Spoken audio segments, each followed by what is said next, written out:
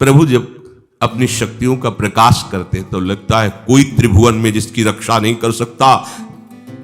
उसकी रक्षा के लिए मां भवानी दुर्गा अपना भयानक रूप धारण करके महिषासुर आदि दैत्यों का मर्दन करती।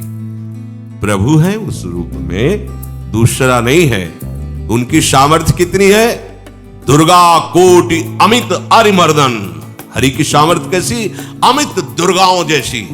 1 करोड़ अरब नहीं, अमित दुर्गाओं जैसी दुष्टों का मर्दन करने की सामर्थ्य। अमित था नहीं कि कितनी सामर्थ्य है। एक दुर्गा रूप में जब हरि प्रकाशित होते हैं तो त्रिभुवन में कोई सामने खड़ा होने वाला नहीं होता। मां भवानी जिस समय अपने स्वरूप में आती किसी की ताकत नहीं है। ये शुंभ निशुंभ इतने बलवान दैत्य थे, त्रिभुवन में कोई इनका बाल बांका भी नहीं कर सकता। स्मरण किया समस्त देवताओं ने तो भगवान से ही शक्ति का प्रादुर्भाव हुआ। इतना सुंदर रूप मां भगवती का।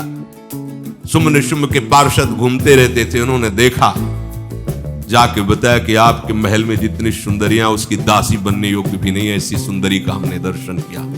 बोले मेरा जाके परिचय बताओ। बोले ऐसा नहीं लगता कि आपके परिचय बताने से केवल आ जाएंगे। तो उनका अगर ऐसा नहीं तो केश कर्षण निर्धुता गौरवा मां गरिष्यति, उसके गौरव को धूल में मिलाते हुए बाल पकड़कर घसीट कर हमारे पास लाओ।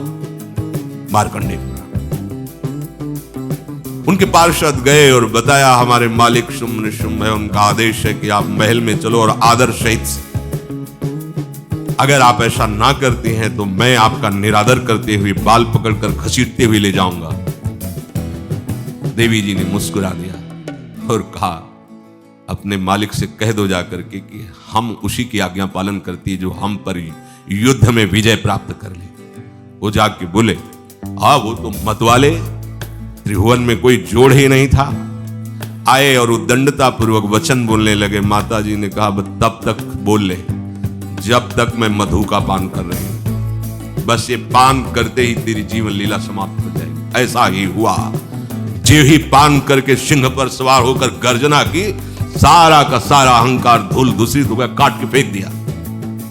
ऐसी अनंत अमित दुर्गाओं जैसी सामर्थ्य हमारे प्रभु श्री हरि में, अमित दुर्गाओं जैसी, क्योंकि अनंत शक्तियों के स्वामी हैं। उनकी लीला में क्यों में अरे वो जब करुणा करते हैं, अपनी महिमा से उतरते हैं, भक्त जब ऐसे कर देता है तो डरप जाते हैं। माधवदास बाबा ने कहा नहीं चलना तुम्हें ब्रज में, हम तुम्हारी कहां तक सेवा देखेंगे, तुम्हें बाल भोग राजभोग। बाबा जी हैं, कभी मिला कभी यहीं रहो। कोई बाबा आपके बिना नहीं रह सकते, दोबारा बोल नहीं पाए। ये सुन करके हृदय बलिहार होता है। ओ ऐसे सामर्थ्यशाली प्रभु अपने भक्त के प्रेम प्रणय पर भी कितना डरते हैं। ये भक्त नाच पड़ता है। ये कुतर्क की संशय की वृत्ति यहां प्रवेश नहीं करती। दुर्गा कोटि अमित अरिमर्दन, अमित गिनती नहीं ऐसी अनंत दुर्गाओं जैसी शक्ति हमारे प्रभु में विराजमान है। शक्र कोटि सत सरिष विलासा, अरबों इंद्र जैसा विलास प्रभु में। अरबों, एक इंद्र त्रिभुवनपति है, अरबों इंद्र के समान प्रभु का ऐश्वर्य है। और नवशत कोटि अमित अवकाशा, जिस एक आकाश के लिए गरुड़ जी से कह रहे हैं कि मच्छर से लेकर आप तक उड़ते पार पाए, बोले ऐसे अरबों आकाश के समान अवकाश है प्रभु में। मरुत कोटि सत विपुल बल, रवि सत कोटि प्रकाश, शशि सत कोटि सुशीतल, समन सकल भव त्रास। अरबों अरबों पवन के समान महान बल है। अगर त्रिभुवन में कोई बल है तो पवन में बल है, वायु बल। बड़े बलवान देव, बल में इनके समान कोई नहीं। इन्हीं के अंश से प्रकट होते पवन पुत्र हनुमान, और इन्हीं के अंश से प्रकट होते पवन पुत्र भीम। बेजोड़ बलशाली महात्मा, दोनों महात्मा बेजोड़ बलशाली। जेगिर चरण दे हनुमंता, चले उसगा पाताल तुरंता। जिमि अमोघ रघुपति कर बाना, ये ही भांति चले हनु। किलकार दे तो राक्षसियों के गर्भ गिर जाते थे। ऐसे महान बली हनुमान जी। और भीम का क्या कहला है? जब ये देव पुष्प उड़ करके आया और द्रौपदी जी को दिया गया, तो द्रौपदी जी ने कहा इसका जोड़ होना चाहिए इस पुष्प का। सबसे कहा पर किसी ने नहीं सुना। भीम ने कहा कहीं भी मिलेगा मैं इससे लाए। ऋषियों ने समझाया कि आगे मत बढ़ो, ये यक्षों की भूमि है, युद्ध हो जाएगा और तुम्हें तैयारी करनी है हस्तिनापुर के लिए, और तुम इधर, वो सब दिव्य हैं, पवन पुत्र हैं। किसकी मां ने अपने वेग को बढ़ाया तो महाभारत में पढ़ के देख लो, इनके चलने के वेग से वृक्ष उखड़ उखड़ कर गिर रहे थे। ऐसे जब चल रहे थे तो चलने के वेग से वृक्ष उखड़ जाते थे भीम के। तो हनुमान जी ने सोचा किसी के समझाए तो समझेंगे नहीं, तो आगे पवन पुत्र ही बैठ गए, बूढ़े बानर का भेष लेकर, लंबी पूंछे से। मार्ग में मर्यादा है, किसी पशु को भी नहीं लांघना चाहिए। विवेकवान उपासक ऐसा नहीं कि कोई सो रहा है पशु भी आप उसे लांघ दें, ऐसा नहीं। जो विवेक है, जो मर्यादा है, वैसे किसी सोते हुए को लांघना नहीं चाहिए। उन्होंने कहा है वृद्ध बानर ये अपनी पूंछ हटा ले और मार्ग दे दे, इस समय मैं विशेष कार्य के लिए जा रहा हूं। तो उनका जब कही दिया है वृद्ध, तो आप समझ ही रहे होगे कि वृद्ध में क्या ताकत होती है। अब मेरी ताकत पूंछ हटाने की नहीं रह गई है, आपने तो वृद्ध ही कह दिया है, तो आप समझ रहे हो ना, आप पूंछ हटा लीजिए। हमारी आज्ञा की अवहेलना करे, ऐसे उठी नहीं, दोनों हाथ लगाया, नहीं उठी, पूरी ताकत लगा दी। पवन पुत्र भीम की पूरी ताकत लग गई, पूछ जरा से भी नहीं। हाथ जोड़ के खड़े बोले हम समझ गए हमारे बड़े भ्राता आप हनुमान जी हैं, क्योंकि ऐसा कोई बानर सृष्टि में पैदा नहीं हुआ कि मैं उसकी पूंछ हिला सकूं, मैं समझ गया। तो मुस्कुराए और बैठ के बोले हमारी आज्ञा मानो, इस मार्ग में मत जाओ, ये देव मार्ग है, ऐसे ऐसे सिद्ध है कि आपका अपराध बन जाएगा, आप शाप से युक्त हो जाएंगे, इसलिए मैं आपको मना। बोले प्रभु जब आप कृपा करके आए हो तो हमें वो रूप दिखा दो जो लंका में आपने रूप दिखाया। बोले मत उस बात की चर्चा करो, रहने दो। बोले प्रभु एक बार देखना चाहता हूं कि मेरा बड़ा भाई कितना बलवान है। हनुमान जी ने कहा फिर देख लो। कनक भूधराकार शरीरा, समर भयंकर अति बल। कांप गए भीम जी, हाथ जोड़ बोले भीम स्वर्णिम कांति, वो भयानक उनका रुद्र रूप, कांप गए भीम, कांप गए। वायु में अगर बल में देखा जाए तो सबसे ज्यादा वायु बलवान है। भगवान कैसे है?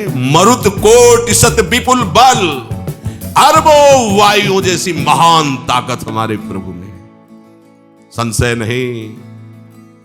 वो अगर छोटी सी कार्य के लिए सहयोग लेते हैं, ए उठवा दो, ऐसा कर, भक्तों के साथ वो विनोद करते हैं, लीला करते हैं, उनमें बल कितना है। ऐसे पवन पुत्र हनुमान जिनके चरणों को ऐसे गोद में लिए रहते हैं। एक उपनिषद में चरित्र आता है कि असुरों पर विजय प्राप्त करने के कारण देवताओं को गर्व हो गया और सभा में नृत्य गान चल रहा था। भगवान जब किसी पे गर्व करते हुए देखते हैं तो उनको अच्छा नहीं लगता। फिर सृष्टि के विधान के प्रधान अधिकारी जब देवतागण और देवराज इंद्र और उन्मत्तता, विजयश्री में उन्मत्तता आ जाती है, तो भगवान ने एक यक्ष का रूप धारण किया और सभा के प्रधान द्वार पर दिखाई दिए। देवराज इंद्र ने कहा कि पता लगाओ ये कौन है, बिना आज्ञा के बिना सूचना के कैसे आ गया है, क्योंकि त्रिभुवन पति है ना। अग्नि देवता ने कहा मैं जाता हूं, पता लगा के आता हूं, क्योंकि किसी बलवान का परिचय पूछने के लिए निर्बल को नहीं भेजा जाता। अग्निदेव गए और कहा आप अपना परिचय दीजिए, कौन हो और यहां कैसे आए हो। तो उनका परिचय लेने के पहले हम आपका परिचय जानना चाहते हैं, आप कौन हो। उन्होंने कहा कि मैं अग्निदेव हूं, सामर्थ्य आपकी, त्रिभुवन को उपले की तरह भस्म कर सकता हूं। मैं समस्त प्राणियों के उदर में बैठकर अन्न और जल का पचाकर जीवन दान देता हूं, जीवन पोषण करता हूं। अच्छा, एक दिन का फेंका, हम तुम्हारी बात तभी प्रमाणित, ये उपनिषद की बात, हम तुम्हारी बात तभी प्रमाणित मानेंगे जब तुम इस तिनके को जला दोगे। कोई अग्नि देवता से तिनका जलाने की बात कहे, सहज में दृष्टि डाली, कुछ नहीं हुआ, पूरा पावर लगा दिया। यक्ष जी ने मुस्कुरा कर कहा तुम तो कहते थे पूरे त्रिभुवन को उपले की तरह जला दूंगा, अब गिरिवा झुकाई पहुंचे। देवराज इंद्र ने कहा कौन है? बोले असमर्थ रहा उनका परिचय जानने में, वायु देवता। आप अपना परिचय बताइए, आप अपना परिचय जो आए हो तो हमें पहले बताओ, तब हम अपना परिचय दें। उनका मैं महान देव वायु हूं, बल आपका, संपूर्ण जीवों का जीवन हूं। अगर मैं रुक जाऊं तो एक भी क्षण सृष्टि टिक नहीं सकती, क्योंकि सब वायु से जीवित है और मैं पूरे ब्रह्मांडों को तिनके से उड़ा सकता हूं। ये तिनका है, उड़ाओ। पूरी ताकत लगा दी वायु देवता ने, तिनका ने।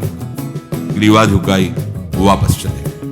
अब देवराज इंद्र उठे, जे भी नजदीक पहुंचे यक्ष अंतर्धान हो गए और देखा साक्षात ब्रह्म विद्या दूर से मूर्तिमान ब्रह्म, और डांट लगाई कि तुम उनसे संभाषण करने योग्य भी नहीं हो, क्योंकि तुम सबसे बड़े सिंहासन पर बैठे हो और अहंकार करते हो। तुम्हारे देवता सब सामर्थ्यहीन है, एक तिनका भी अग्नि नहीं जला सका, एक तिनका भी वायु नहीं उड़ा सका। अरे जिनकी शक्ति से शक्तिमान वो भगवान स्वयं आए हुए थे, कांप गए थे। अहंकार मत करो, जाओ। भगवान के बल से तुम विजयी हुए, देवताओं के बल से नहीं। देवताओं में जो शक्ति है वो उन्हीं के अंश से आई हुई है। अरबों वायु के समान महान बलशाली हमारे श्री हरि, अरबों सूर्यों के समान उनका प्रकाश, अरबों सूर्यों के समान प्रकाश, अरबों चंद्रमाओं के समान सुशीतलता, समस्त भयों और दुखों का नाश करने वाले प्रभु श्री हरि। काल कोटि सत सरिसती, दुस्तर दुर्ग दुरंत, धूम के दुसत कोटि सम, दुराधरस भगवंत। अरबों कालों की सामर्थ्य, अरब नहीं अरबों कालों की सामर्थ्य भगवान एक काल अनंत ब्रह्मांडों में तांडव मचाए रखा है। अरबों काल, अमित बलशाली, अत्यंत दुस्तर, दुर्गम, दुरांत। कौन? प्रभु श्री हरि। अरबों धूमकेतुओं के समान अत्यंत प्रबल सामर्थ्यशाली, प्रभु अगाध सत कोटि पताला, शमन कोटि सत सरिष कराला, तीरथ अमित कोटि सम पावन, नाम अखिल अघ पूग नशावन। कितने अथाह हैं प्रभु? बोले अरबों पाताल से भी बढ़कर, अरबों पाताल से भी बढ़कर गहरे हैं, कोई था नहीं पा सकता। कितने भयानक हैं? अरबों यमराजों से भी ज्यादा भयानक प्रभु श्री हरि है। अनंत कोटि तीर्थों को भी पावन करने वाले परम पवित्र जिनके श्री चरण है, वो तीर्थपाद श्री हरि है। अनंत तीर्थों की उनका नाम ही संपूर्ण विश्व के पाप समूहों का नाश करने में समर्थ है। हिमगिरि कोटि अचल रघुवीरा, सिंधु कोटि सत समगंभीरा, कामधेनु सम कोटि। आहा, देखो अब किसके सामने तुम्हें हाथ पसारने की जरूरत है? समझो, अगर अपने प्रभु को जान जाओगे, समझ जाओगे, तो फिर कहीं इधर उधर झांकने की जरूरत नहीं, किसी के सहयोग की जरूरत नहीं। कैसे प्रभु? ऐसे वो स्थिर हैं कि जैसे तूफान चल रहा और हिमालय का आश्रय ले लो तो डरने की जरूरत नहीं, कोई भी तूफान हिमालय को उखाड़ नहीं सकता। ऐसे ही कह रहे हैं, अरबों हिमालयों जैसी स्थिरता प्रभु श्री हरि में है। अरबों समुद्रों के समान गंभीर है। कामधेनु सत कोटि समाना, सकल काम दायक भगवाना, सारद कोटि अमित चतुराई, विधि सत कोटि सृष्टि निपुनाई। विष्णु कोटि सम पालन करता, रुद्र कोटि सत सम संघरता।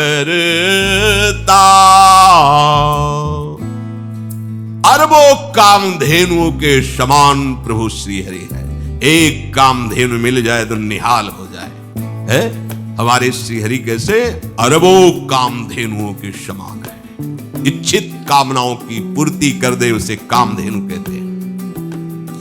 प्रभु में कितनी चतुरता है। अनंत कोटि सरस्वतियों की एक सरस्वती ब्रह्मांडों का संचालन करती है, बुद्धि की अधिष्ठात्र देवी है। यहां क्या हमारे श्री हरि अनंत कोटि सरस्वतियों की चतुराई समाई हुई है। अरबों ब्रह्माओं के समान सृष्टि रचने में समर्थ। एक ब्रह्मा प्रकट कर दिया, ये वैभव प्रकट हो गया। अरबों ब्रह्माओं जैसी सामर्थ सृष्टि रचना की प्रभु में है। और अरबों विष्णुओं के समान पालन करने की सामर्थ प्रभु में है। अरबों शंकर के समान संहार करने की सामर्थ्य प्रभु में है। धनत कोटि सत सम धन वाना, माया कोटि प्रपंच निधाना। भार धरन सत कोटि अहिसा, निरवधि निरूपम प्रभु जगदीसा। अरबों कुबेरों के समान धनवान है। अरबों मायाओं के समान सृष्टि करने में सामर्थ्यशाली है। अरबों शेष भगवान के समान अनंत भार उठाने में समर्थ है। जगदीश्वर प्रभु श्री हरि की कोई उपमा कोई सीमा नहीं है। ये उपमा रहित और सीमा रहित है। निरुपम न उपमा आन राम समान, राम निगम कहे जिम कोटि सत खद्योत समु, रवि कहत अति लघुताल है। यही भांति निज निज मति विलास, मुनीस हरि बखा नहीं। प्रभु भाव गाहक अति कृपालु, सप्रेम सुनि सुख मानहि। प्रभु भाव गाहक अति कृपालु, सप्रेम सुनि सुख मानहि। प्रभु श्री हरि उपमा रहित हैं। उनकी कोई अनंत ब्रह्मांडों में किसी से उपमा नहीं दी जा सकती। प्रभु के समान केवल प्रभु है, ऐसा वेद कहते हैं। अरबों जुगुनियों के समान यदि सूर्य को कहा जाए तो सूर्य का अपमान होता है, सम्मान नहीं। ऐसे ही जो अभी तक वर्णन किया गया उसको समझो। अरबों जुगनुओं के समान यदि सूर्य को कहा जाए तो सूर्य की प्रशंसा नहीं, एक तरह से अवहेलना है। इसी प्रकार अपनी बुद्धि के विकास के अनुसार मुनीश्वर, अपनी बुद्धि के विकास और प्रकाश के अनुसार मुनीश्वर प्रभु का वर्णन करते हैं। गुण महिमा नाम बल पर था कोई नहीं पाओ, आज तक कोई था नहीं। ऐसे प्रभु की लीला में कोई कुतर्क कोई संशय, अब वो क्या बुद्धि है उसका खुद विचार करें।